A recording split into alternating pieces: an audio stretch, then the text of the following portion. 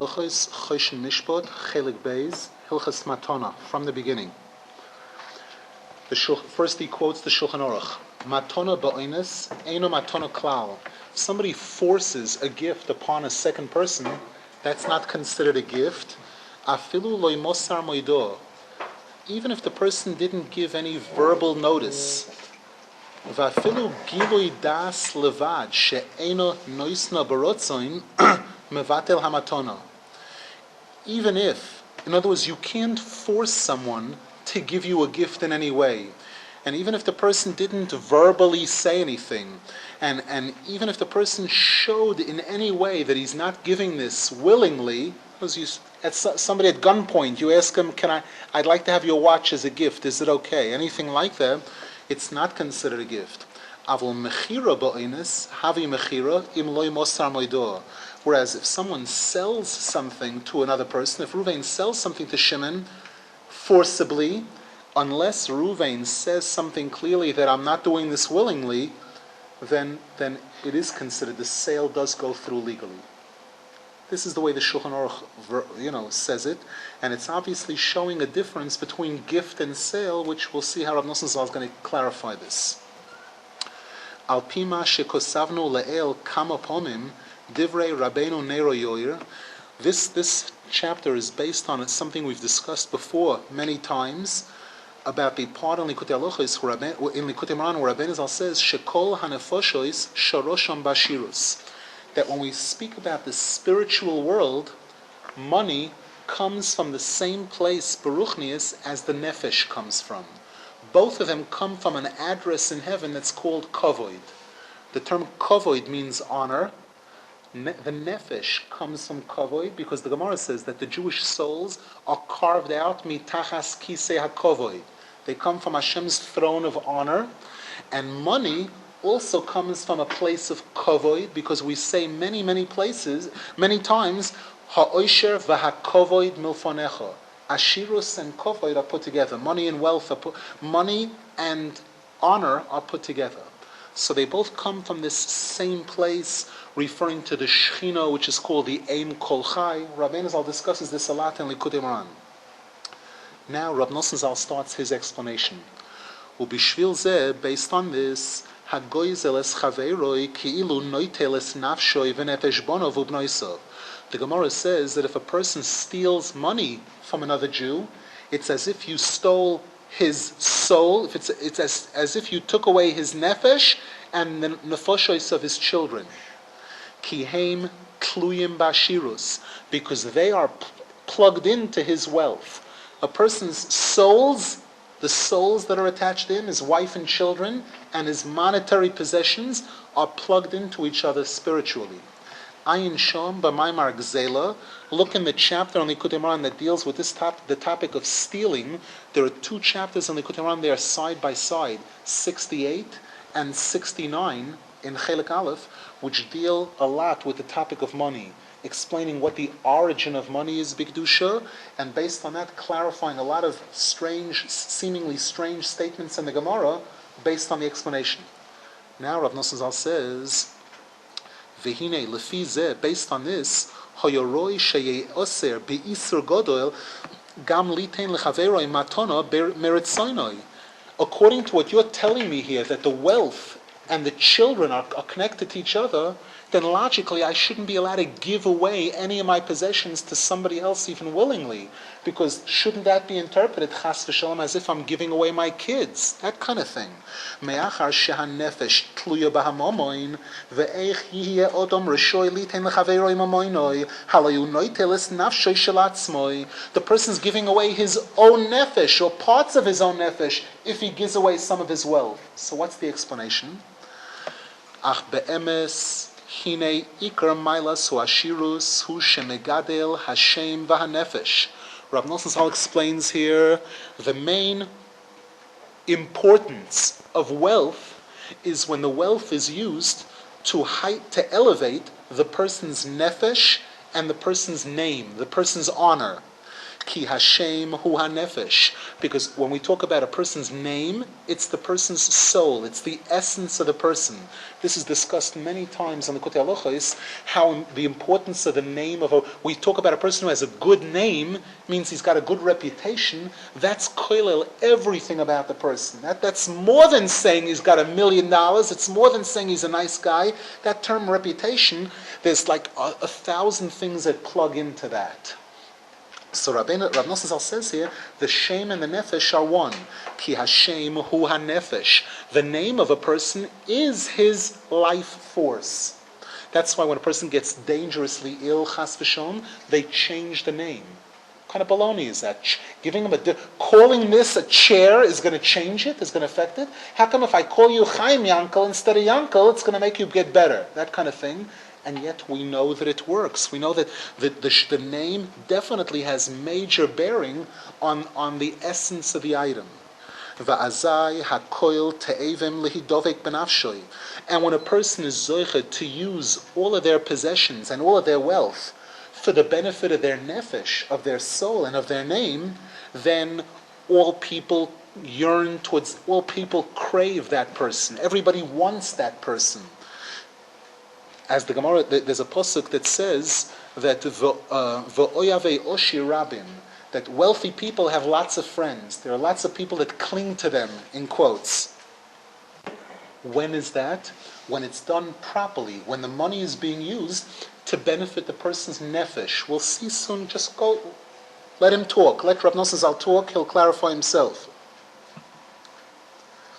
Ve'ikrahu shehu ashirus hu choimo lishmar mikas. What's the main thing that wealth is supposed to do for a person's nefesh? It's supposed to give the person a protective wall around their own temper, around their own kas. She'al yodoi toireif nafshoi bi'apoi chas v'shon. Because the Torah says that the most detrimental thing that a person could possibly do to his nefesh is get angry. The Arizal says any sin that you do is not nice. It's not a nice thing to do.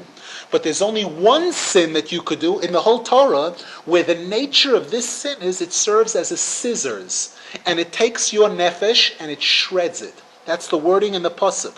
There's a pasuk in the Torah that says, Toireif nafshoi bi'apoi. A person tears up his nefesh with his anger, with his kas. So that the Arizal says, in many respects, this sin is in a class of its own. It's got its own unique attributes. Ki kas hepecho ashirus. Rav Nosson Zal says, kas is the opposite of wealth. Ayin kol ze heitev besoif hamaymar mipnei ma eineim shel tarmudim trutois. Siman nun tes. If you look in chapter 59 in Likutei Moharan, you'll see how kas is the opposite of wealth. And I'll tell it to you in short in a minute. Rabbeinu Zal over there quotes a pasuk. There's a pasuk that says that the wealth of a person, hoin oshir kiryat uzoi. The wealth of a person is his fortress of strength. It's a fortification of strength around the person. It's like a protective wall around the person. That's what ashirus, hoin is called, ashirus. It's called a choima, a protective wall around the person. Kas in Hebrew is called chema. A synonym for kas in Hebrew is chema, anger. Rabbeinu Zal shows over there that kas is called a city without any walls around it. There's a pasuk that says, Ir prutza v'loy chema is a person who has no control over his anger. He's compared to a city without walls around it. So Rabbeinu Zal says over there, you should know that these two things are on opposite ends of a seesaw. It's either or. Either you're angry or you're wealthy. You can't have both together. If a person gets angry, they forfeit wealth. They give up their wealth. And Rav Nosson Zal says that Rabbeinu Zal explains over there that this is why very often when Hashem is about to give a person some parnasa or some wealth, the Satan will throw a curveball at that person and give the person a situation where they have the option to get angry or not to get angry. If the person opens the right door and they don't get angry, then that confirms they're receiving this wealth or this parnasa.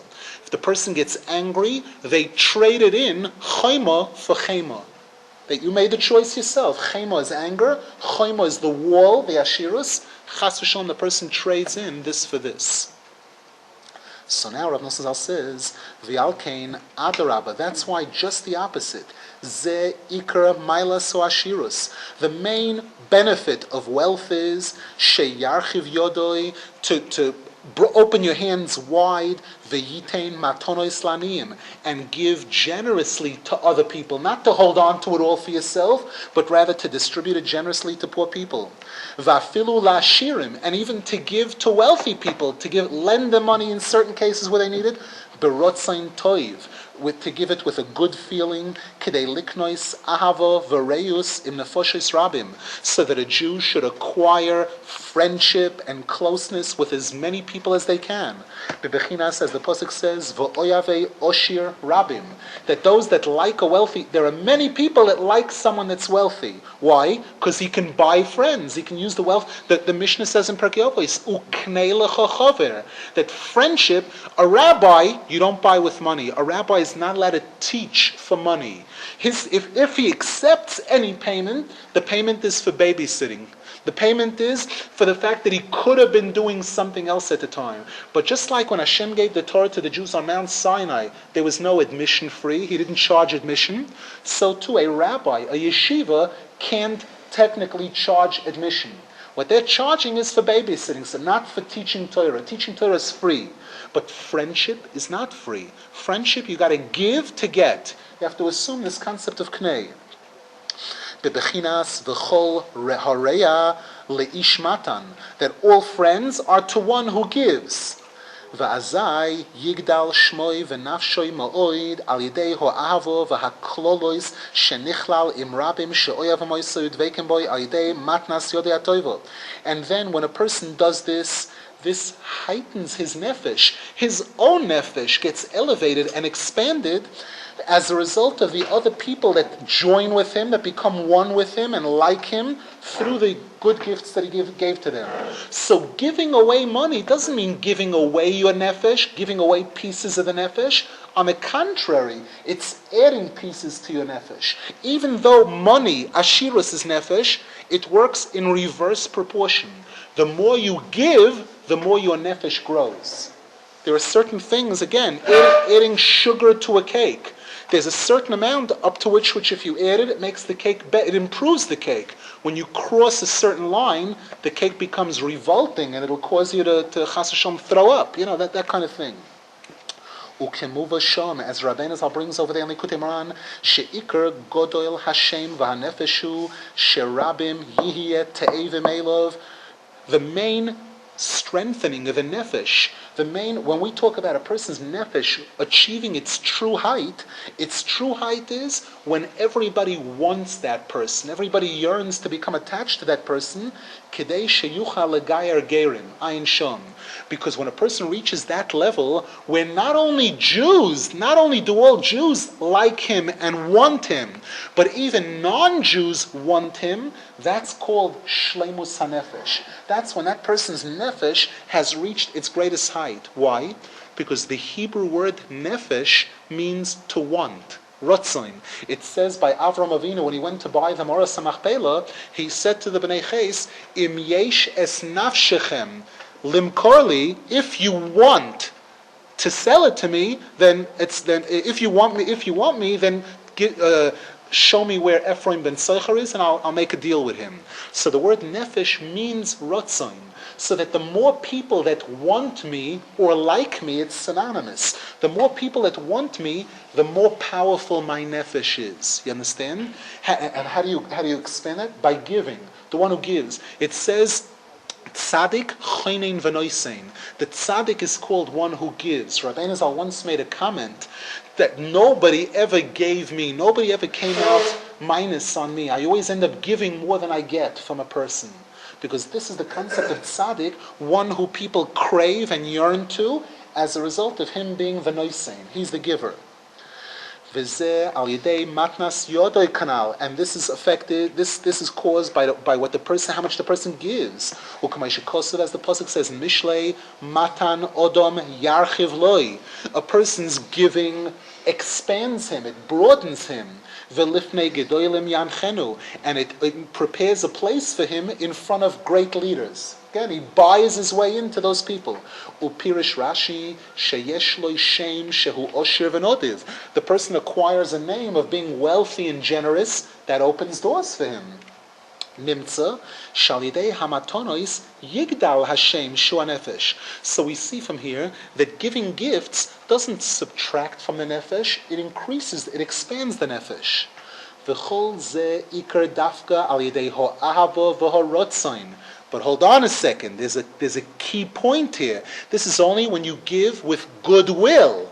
If the person's giving with goodwill, machmas ahava and rotzain, shenoisein barotzain toiv, she'azai, af shemechaser memoinoi shu chisoron hanefesh, even though technically, by taking $100 out of his pocket and subtracting from $100 that he owned up until that point, which is sort of a step down for his nefesh, he decreased his nefesh. Al kol ze adarabba, just the opposite. Al yidei ho'ava v'harotzain yigdal shmoi v'nafshoi. The effect of the ahava, the love that this arouses in him, and the love that it buys him, the love and rotzain that it buys him from the other people, from Hashem and from the poor person and from wherever it is, far outweighs it. Ki hakoil te'evim loi, because everybody wants this person, v'oyev emoisai, and they love him kanal. And as we see, Rabbeinu Zal writes in another place in Likutei she'ikar mailas nesinas hatzdaka, that one of the main benefits of giving tzedakah is shaydezeh koine loy reim v'oyavim, that the person buys friends. Which friends? Number one, the poor people, and number two, tzedakah opens doors. Rabbeinu Zal says in Likutei that by the mitzvah of tzedakah it says posoyach tiftach es yodecha. Open, Paiseach tifta, open your hand.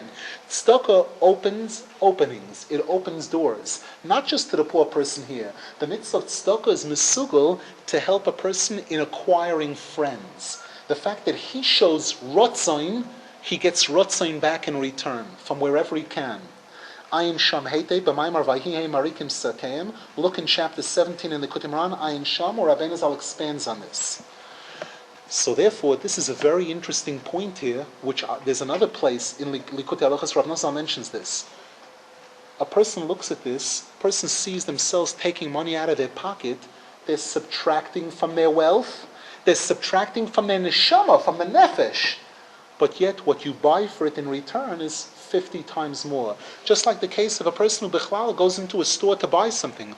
Why do you ever buy anything? Why do you ever take money out of your pocket and buy something? Because obviously you like that item more than you like the money. You have more of an ava towards the food or towards the antique that you buy for $35,000 than you have for the $35,000 itself, period. Here also, so that even though there's a minus, you're taking away from somewhere, the person feels that they're going to draw more pleasure from that antique than they were getting from having the $30,000 in their bank account or in their wallet. Rav Nosson Zal says in another place in Likutei Halochos that whenever a tzaddik wants to be makar of people, it involves stepping down. The tzaddik has to go down to their level. And down to their level, he can't expect them to come up to him. He's got to go down to them. That going down is a yerida. And sometimes he's harmed by it to a degree. But the benefits that are achieved when he gets another Jew to become more religious far, far outweigh that minimal damage that he incurred in the process. And Rav Nosson Zal proves it from Parah Aduma. The one who carried the ashes of the Parah Aduma becomes tamei. The one who has ashes of the Parah Aduma sprinkled on him, he was very tamei. When the ashes go on him, he becomes purified. The one who handles the ashes becomes tamei. So then what kind of baloney? We took somebody pure and made him impure, and somebody impure made him pure. There's a big difference. The first guy was tamei, a 7-day tumah, a much, much more severe type of tumah. The second guy becomes tamei till nightfall, and then he becomes tohur. Rav Nosson Zal says that's the exact analogy of the tzaddik being makar of somebody. And that's the issue here. That when it comes to money, money itself is precious. And it's the nefesh of the person. And when a person loses his money, therefore, he falls down spiritually in many ways. It can bring a spiritual yerida. However, don't you dare think that money is the maximizing for the nefesh. When you use that money for tzedakah, you use that money to acquire friends, that's a greater, a higher level wealth, and a greater tikkun for the nefesh than the money was. V'alkein bebechina zu afilu kishenoisein matana koin eloi oyavim. Therefore, based on this, when a person gives money away even as a gift, he buys friends, v'nigdal shmoi v'nafshoy kanal, and he improves his good name and his nefesh. Actually gets expanded. V'chein isa b'diver Rabbeinu ner Yoel b'mokom achar. Rabbeinu Zal says the same thing in Torah Samach Zayin and Likutei she'ahavo hu megadel hanefesh kanal. That love, friendship, expands a person's nefesh. The more friends you have, the more your nefesh itself expands. V'zeh ikar mailas hu ashirus. And this is the main benefit of wealth, sheshoimer mikas, shehu roiges, v'sina, in the fact that wealth protects you from anger and hate, and it gives you the aval ashirus, hu bechinas ahava v'rotzain, hepechakas, whereas wealth is the opposite of anger and hate. Wealth is love and friendship. That's what it is. We showed how wealth can help you acquire love and friendship. Nimtza, kishenoisen matonois, when a person gives gifts, adarabba, ze ikra maila so ashirus. He's using the money for its ultimate purpose, which is shehu ahavo v'rotzain, which is love and friendship, and that people should want him. V'zeh shamrazal, and this is why the Gemara says, noisein be'ein yofe, noisein be'ein yofe noisein. That when a person gives, he gives with a good eye. That's the expression that's used. A toiv ayin is one who gives. Ki bevadai hanoisein matana hu ba'ayin yofe uberotzain toiv moed. Because certainly, when a person is giving, the fact that a person has the ability to give implies that good eye. Because bad eye means that if I see someone else have something that I don't have, I get angry. It bothers me. And even when I see somebody else have something that I do have, I get angry. Why should he have it? Why should he have it? I want to be the only one to have it. Some people, they buy a certain suit, and they see somebody else wearing the same suit, they die from that. Kills them. Or somebody else has the same set of drums. Then I died. I lost one of my 9 lives. Why? Because can't handle that. Because without the good eye, you couldn't give. He would be subtracting from his own nefesh. It's as if he's it's as if he's cutting off a hand. Giving away money or giving away a gift is like cutting off part of your nefesh. Elamai, the only way it's constructive is if you do it, barotzain toiv, and you acquire rotzain toiv back, if you give it with a good eye, and as a result the one you're giving it to is going to show you good eye, then everything's okay. Therefore the main tikkun of the matana is the attitude with which it's given. Just like the Gemara says, you could have 2 sons, 2 children, giving a father a meal to eat. I'm sorry, you could have 2 children doing 2 different things to the father. One gets Gan Eden, one gets Gehenna. What's the example the Gemara gives? You got one son, daddy's not rich, son made it rich in the world. Son has $1 million, he invites daddy for supper, and he feeds daddy the best kind of duck that there is available. Daddy says, where did you get this? How did you get such an expensive meat? Son says, mind your own business. You're eating, eat. Don't ask no questions. The Gemara says that son gets Gehenna. He gave his father, he went and spent $1,000 to prepare this beautiful meal. He gets Gehenna for it. And the Gemara says you have another son who sends his father out to do back-breaking work in the field, and he gets Gan Eden for it. When the king is drafting people into the army. Whoever's not working gets drafted. The son says to the father, Daddy, you go work in the field, let him take me to the army. That son gets Gan Eden. Question is, this guy spent $1,000, and this guy gave his father a hard time.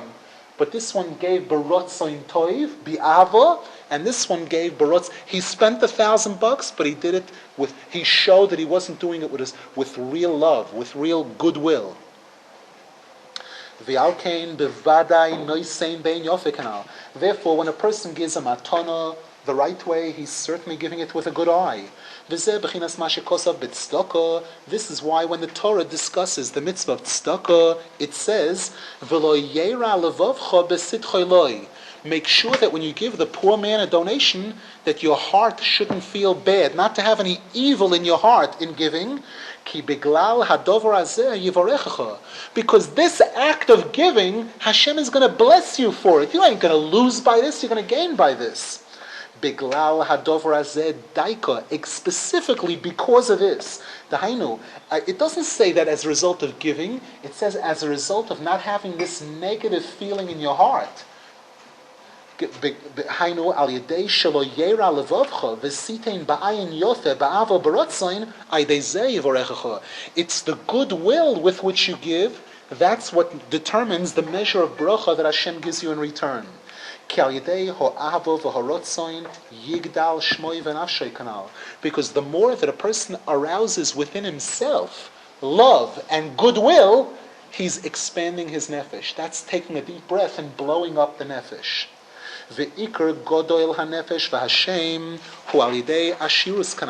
And we know that the main heightening of the nefesh and the name of a person is through wealth. So if Hashem says, I'm going to bless you, the implication is He's going to bless you with wealth. As a result of giving with a good feeling. Therefore,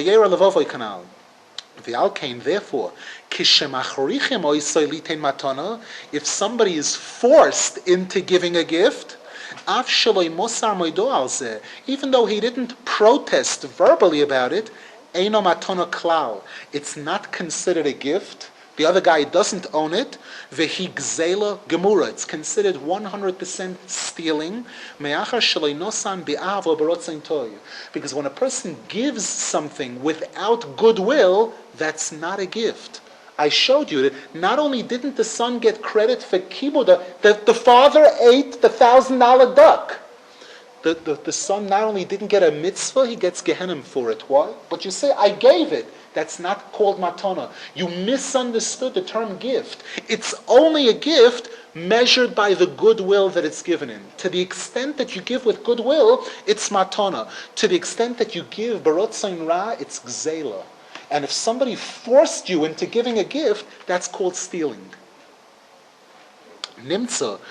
So if he didn't give it, v'igzela gemura me'achar shelo nosan be'avo barotzain toiv, nimtza shechoser es nafshay b'matana zu k'may b'gzela mamish. If I gave it unwillingly, then number one, I took away part of my money, part of my nefesh. Ki ein hanefesh v'Hashem nigdal v'nishlam ela al yedei ha'ahava v'haklolois kanal.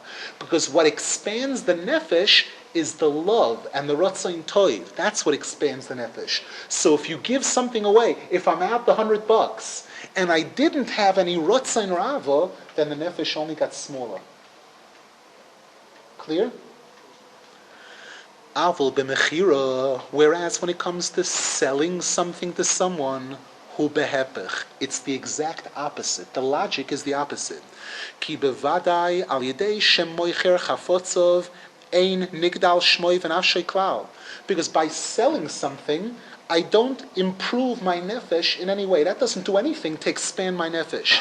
Ki ein nigdal Hashem v'hanefesh ki im al yedei hamatono kanal. It's only by a gift that the shem or nefesh gets expanded.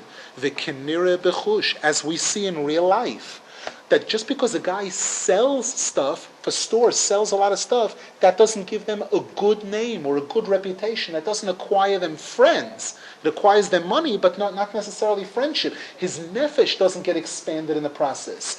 Whereas a person who gives generously, that person has a name all over the world. The Reichmans in quotes. So this one, whoever it is, people that are known to be generous.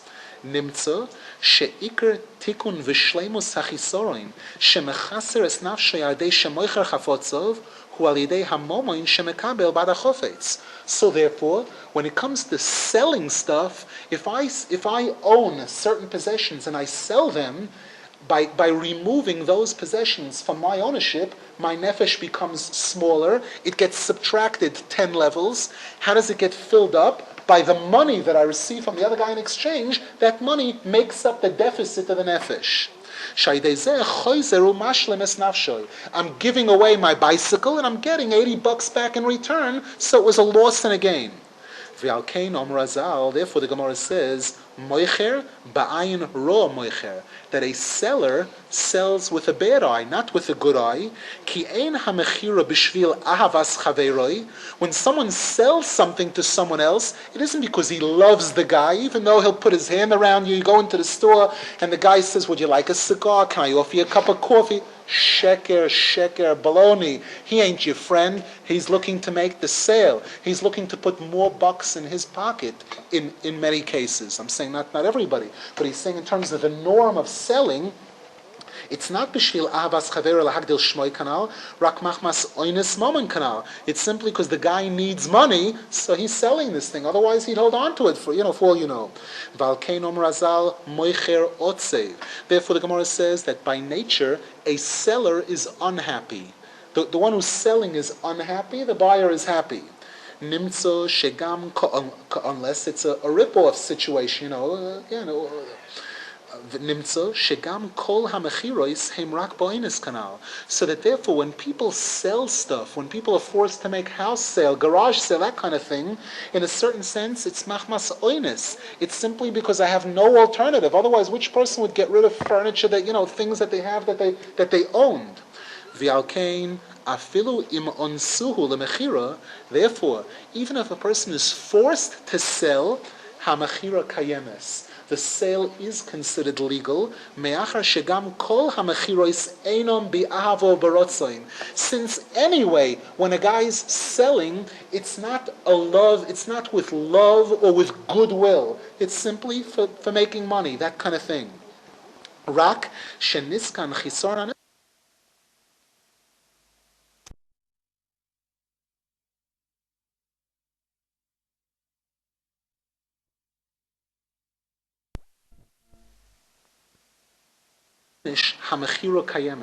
Therefore, even if a person has a gun put to his head, and the guy says, "Sell me this chair for $100, otherwise I'll blow your brains out," that kind of thing. Here's $100. I'm buying this chair from you. The sale is a sale. Since the person received money in exchange, which makes up for that loss. Whereas when it comes to a gift, if I give something to someone where the other person isn't giving me back anything in exchange, and the only thing that brings shleimus to my nefesh is the expanded ahavo and rotzoin, that I rose to a new level of love and rotzoin, or I acquired love in the process. Therefore, if a person is forced into giving a gift, that's robbery, that's stealing. This is why the Gemara says regarding a person who sells, "My taima moicher kibel domi noisen loy kibel." Why is it that my taima moicher kibel domi noisen loy kibel? Why is it that in this case it's stealing and in this case it's not? Because the seller gets something in return. The buyer, the one who gives away a gift, does not get any money in return. Because of the fact that the one who gave it away did not receive money in exchange, then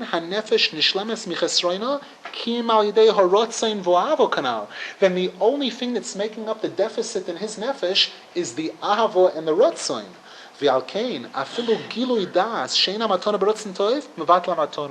Therefore, if the person shows in the slightest way that he's not giving this with goodwill, then it's not a matana. He defeated the purpose of gift. He undermined the whole concept of gift. What about the whole, he speaks a lot about business transactions, Matana, Mm-hmm. Meaning the holiness of what happens between, exchanging something like that, and Correct. Of Matana. How is that affected by this? Yeah, The answer is simple. Rabbeinu Zal, we just learned this in fact in Tur Nun Daled and Likutei Rabbeinu Zal says, and the Sifrei Kabbalah explain, that every single thing in this world has Hashem in it. It has sparks of Kiddush in it. When Hashem first created the world and there was a shvira sakelim and the sparks went flying, in quotes, they flew into everything. Everything in creation has sparks of Kedusha. Now, every single Jew has a spark of Kedusha in him. He has spark ABC, he has spark DEF, he has spark FGH. Depending on what the label on a person's neshama is, depending on the ID code on your neshama, you have a shaykhus, you have an association to this particular piece of furniture, and he has an association to a different piece of furniture. He has association to the furniture marked ABC, and you have the association to yours. That's what determines when two people go into a store and one sees that suit and wants to buy it, and the other guy says, if you give me that suit for free, if you pay me to take that suit, I ain't buying it. And the other guy says, I want only, the suit that he doesn't like. Why? Because the suits have sparks in Kedusha that have ID codes on them. This one is shaykh to his nefesh, this one's shaykh to his nefesh, period. Therefore, he feels that he likes this one, he likes that one. Now, what happens when a person decides to sell something? The implication is that he has finished his tikkun on that item. The ABC in him got its tikkun b'shleimus. It's finished. It goes back up to Gan Eden. He no longer has a use for that item. Now that item has a DEF in it that needs tikkun, which you can't fix. Therefore, you suddenly get the desire to sell this, to give it to him, because he's got DEF. He can process it now. He can do it. So that's also exchanges of nefashos, things flying back and forth, that your nefesh is getting a tikkun in the process, and the nefesh in the bicycle is getting a tikkun in the process. And Rabbeinu says, what happens when a guy decides to buy something back? Sometimes a guy sells a car on Monday, and then a week later he changes his mind and he buys the car back from the other guy. Why in the world did he do that? What made him do that? The answer is that in the interim, his nefesh changed. They sent him a new piece of nefesh from Shemayim, marked DEF. So that whereas on Monday, when he decided to sell, he sold because he was ABC, and the item was ABC, and the ABC in it got its tikkun, so he was finished with it. There was DEF in it, and that guy had DEF, so he felt a desire to sell it to him. But now when he got DEF, suddenly he has a desire, he has a cheshik for that item again, because his nefesh sees that we match. I have what that thing needs to get it. Both of us are going to get a shleimus if we marry each other. If I and the table marry, make a connection. That ABC sold it was somehow suffering and thought it has completed its tikkun and realized it hadn't and still... Could be mistakes. There are mistakes that happen sometimes, but we're saying sometimes within a normal process of doing business that, Could you explain this concept of stealing again? I didn't quite get it. He's talking about the seller... Yes, he said, he said that if somebody forces somebody into giving a gift, somebody walks into your backyard and says, I'm accepting this chair that you're, as a gift from you, thank you, goodbye, it's stealing. It's not a gift. It's not a gift. Why? Because the concept of Matana is ahavo v'rotzon. That's what it is. If it's not bi'avo b'rotzon, and if it's not given bi'avo b'rotzon, and if the other person isn't returning, isn't accepting it bi'avo b'rotzon tov, it's not matana. Could be the same example. The person knows their neighbor is trying to get rid of their junk and says, listen, I'll take that off your hand. Exactly. Whereas when it comes to mechira, when it comes to a sale, the purpose of selling is not avo v'rotzon. The purpose of selling is money. I'm giving you this and you give me that. That kind of thing, exact, period. There, even if it's not bi'avo b'rotzain, so what? Anyway, the Gemara says, a moicher is never bi'avo b'rotzain. Most people have garage sales, let's say it's bi'avo b'rotzain. It's sometimes they're wealthy, they want to get a new set of furniture, so they'll get rid of the old one, But in any case, it's not, some cases it's because a person needs dollars, they need bread, they need food to eat, so they're forced to sell some of their possessions. So we see again, he's in quotes being forced to sell, and yet if you give him $100, he's not going to call you a thief, he's going to kiss your feet. Thank you so much, because now I have bread to put on the table, you understand? So that's the difference between matana and mechira. And he showed you how matana, how even though wealth represents shleimus hanefesh, sometimes that shleimus comes by acquiring wealth, by receiving the $100 for the sale, and sometimes the tikkun hanefesh is by giving away wealth. B'matana, you don't subtract from your nefesh, you heighten your nefesh when you give the right kind of gift. Give a gift, but there's sometimes that one can be convinced or I won't say con because that's a very strong expression. But Yeah. professional fundraisers or Exactly. guys like this, or you feel hit up and people feel insecure, they feel pressured to give, it can either To- be a guy just, To, no, to, or to a certain convinced. extent, that's illegit. It's not right. Because the term matana nesina has to be ba'ayin toiva. Tzedakah is giving. It's not here again. They call themselves salesmen. It's the salesmanship and everything. But it's got to be where the guy gives barotzain toiv. If not, this is part of the reason Rav Nosson I was going to talk in places like Halochos. Why is it that when Ephraim tried to offer Avraham Avinu take the Maras HaMachpelah for free, he wouldn't take it? He only wanted to pay full price, 400 shekel over la socher. And so too when it came to David HaMelech purchasing the place of the Beis HaMikdash, Aravna was prepared to give it. How come David HaMelech said, no thanks, I'll pay for it? How come? Because when you want to make a tikkun for certain items, the only way to do it is with money, where you force the other guy to relinquish it without any strings attached, without any feelings attached. I bought it, I paid in full, now you have no claim on this side, you have no kesher. I cut your ties to this item completely.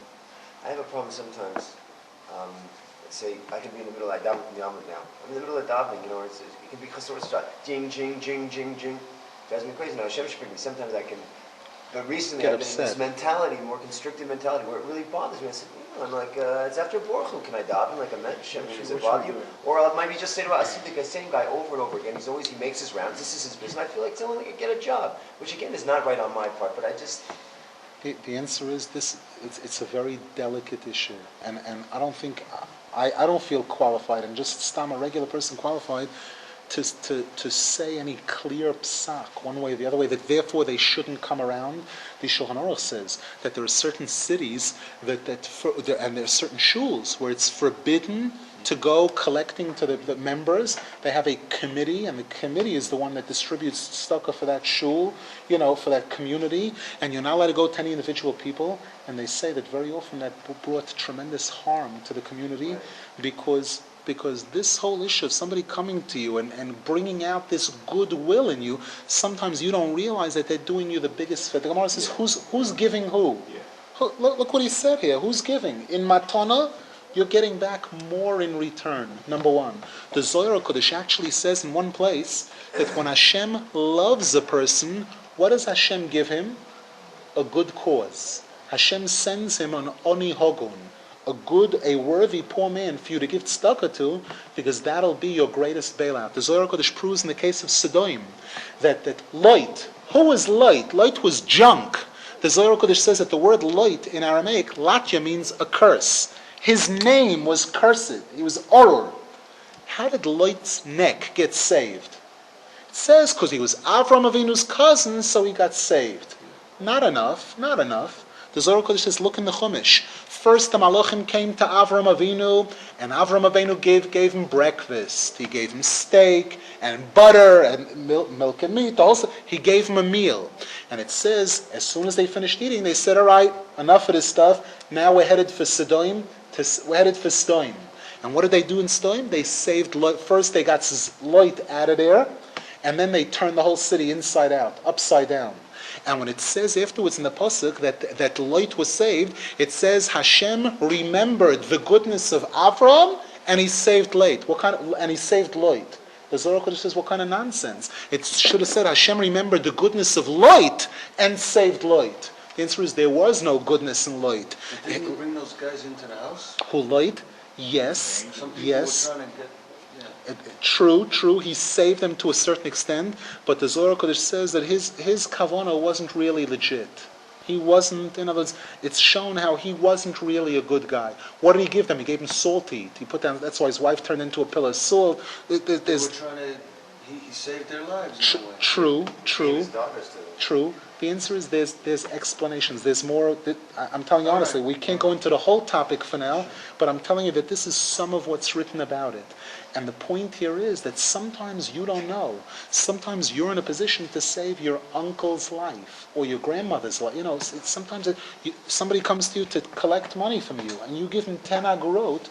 You don't know that goodwill that you showed here could be pushing a button, for something else. The Gemara says, give now so that when your kids need, they won't the people will be willing to give. They'll get the right openings that they need. You know, And the teacher it's said that delicate. the way to deal with this is pray and ask that Hashem not send you any sheker people, chas v'shalom, That's- do it, that's and for always sure. have the 10 agura, and give the 10 agura without judgment, but ask that nobody This, should however, sheker. this point that you're making, I have heard tzaddikim complain at times, saying that some of this is wrong. You see a guy middle of shema and you go over to him and collect, and I've seen them sometimes, therefore, ignore the guy, and I've seen them sometimes, even in the middle of shema, take 10 agurot and give it to a guy. Isn't there Exactly a lot of what, somebody? excuse me? Isn't there, even though you make no interruption in Shema, we have a heter to say hello to somebody in Shema. Exactly. But you're not even supposed to wink with your eye during Shema. You know, so I'm saying it's a delicate item. There's sides to both. There's positive in both ways. If possible, try to get as minimally angry at a Jew as you can under any circumstances. That's the best. 10 agarot on the table. Right. People just walk by and they're Exactly. taking 10 agarot. That's one thing. Let's say during Shmon Esrei, in the middle of Shmon Esrei, is something like that. He'll do it that way. But I've seen recently that there are times that people come at a certain time and he'll ignore them because he's in the middle of davening. And there are some times where even in the middle of davening, in the middle of Shema, gives somebody I a give people coin. 10 agora and they throw it at me. I can't give 10 agora to somebody. I give them half a shekel, they get ready. If a person ever does that, that's a major criminal act. Our Rebbe Zichron Avrocha once said a pshat on a Gemara. The Gemara says that if a person gives someone money, he gets 6 blessings. And the Gemara says v'hamafaisei b'dvorim, whereas if you give that person a good word, if you talk to that person and make them feel good, you get 11 blessings. This is what it says in the Gemara. So our Rebbe Zichron Avrocha once said a pshat on that Gemara, that what it's referring to is, if you give someone money for tzedakah, you get 6 blessings. But note, usually throughout Shas, when it talks about giving money for tzedakah, it always says selah. Selah is like $1. Usually throughout Shas, there are many places where it mentions giving and tzedakah, it always uses selah. In this particular Gemara that I just quoted about the 6 blessings and 11 blessings, it says, Hanoisein pruta litzdaka. If a person gives a penny to tzedakah, he gets 6 blessings. V'hamafaisei b'dvorim. Our Rebbe, Rabbi Rosen, said, you know what that goes on? That goes on the poor man. If the poor man, instead of throwing it back in his face and saying, what are you giving me this? You take it. If the poor man consoles the giver and says, thank you very much, I appreciate it. I'm sure this for you is a lot of money. I'm sure you're not giving this to insult me. You're giving this as a respect for me. To you, even if to me 10 agorot is nothing, the fact that you gave me 10 agorot, that must be something to you. I thank you for it, and I bless you, that Hashem should bless you. You should be able to give 100 shkalim. If the Oni does that, then the Oni gets 11 brachos. That's who the Mafaisei B'dvorim is going on. And he said that he told this over to Rav Kochel Leizal, Rav Avram Stern Hartzich Avrocha, and he said to him, this is a true pshat, that this is an acceptable interpretation of this Gemara. And he said that when did he see this? When he came to Eretz Yisrael. He lived in America, and he used to come to Eretz Yisrael in the summer, and he would run into some poor people at times, and they would do this. And it hurt him so deeply, because again, they saw him wearing American clothes, so they assume any guy who's got a made in USA in his lip, he's got to be rich, the rich Americans. And they didn't know that he lived much poorer than a lot of these guys in the street. He had 4 kids and lived in a 1-bedroom house that wasn't painted in 11 years, etc., etc. And yet, he distributed a lot of money for tzedakah. He was a distributor of tzedakah, and he himself lived poorer than many of the people whom he distributed monies to. I heard one of the Breslov leaders in Yerushalayim who came to visit Eretz Yisrael once, who came to visit America, and he saw Rabbi Rosenfeld's house. He said, I don't know how he could live like that. I couldn't live like that. And this was one of the people who was supported by tzedakah. And he said, yet his standard of living was higher than the one who had tens of thousands of dollars passed through his hands that he doled out for tzedakah, and yet his own standard of living was minimal, even in New York. He wasn't ashamed in New York that his bedroom was his living room. He slept in the living room on a high-riser. There was 1 bedroom in the house that was shared by 4 kids. And this was a person who helped build the yeshiva that cost about $100,000 25 years ago to put up. And et cetera, et cetera. Showing you attitudes. There's still some people that I find very difficult. Like, you give money to some of these guys, and they turn around to you as if, you didn't give enough. You have to give more, you have to give more. It's like, Right. you give them once, and like, as soon as they see you coming, they'll come up to you and say, and it's not so much that they ask for the money, it's what they use it for. It's like, you smell the cigarettes in their breath, you smell the liquor on their breath, whatever. The answer is it's a delicate item. There's a lot to learn about this. My suggestion is that before a person learns all the laws of tzedakah and gets an understanding of how Hashem looks at this mitzvah, and before you get to see what Rav Noson's, what the Sfarim explain in all of this, reserve your judgment. Bechlal, reserve judgment. That doesn't mean give every guy $100. It means do what you're supposed to do. If you know, the question where you spoke about Matana. Yes. And Oisha being, what do you call it? Oyave Oshirabim. Which, the person, a person who's rich, maybe, I haven't had You haven't had the problem. Right, I had a problem. But still, there's something else that, a person who knows that, this guy is coming to me because I'm rich, not because he likes me, Exactly. Him, he go, but it's money I like, The answer is, to some degree, it depends on how he's giving it, and to some degree, it depends on which friends he's buying. The Torah doesn't say that it says, Harchik Mishachin Ra, that you should buy every person. There are certain people you shouldn't buy. There's certain, there's Oni Sheina Hagen, there's different things. It has to do with the attitude that it's given. Here, again, a guy who just gives it, a guy who poor people that come to his house, number one, he has achnos orchim for them. He asks them, do you have a place to sleep? You came here, you traveled all the way to Canada or New York or to Yerushalayim. You have a place to sleep. Otherwise, when people see that, they crumble. Any sinas chinim that people naturally have towards all Jews, suddenly it melts. You see, the guy's the epitome of good. Why? Not because of his dollar, but because of the ahavo and rotzon. Because again, there's many people who give $100 to people they hate.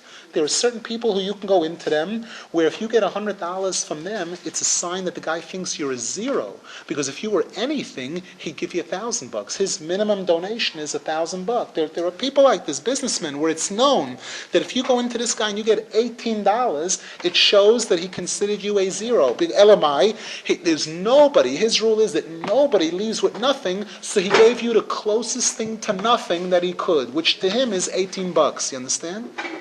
So I'm saying again, it's measured by it's not the dollars, it's the avo and rotzon. One person gives 10 agurot, and he's giving it with more avo and rotzon than that guy's $18. There's no question that his 10 agurot is a bigger donation than the other guy's $18.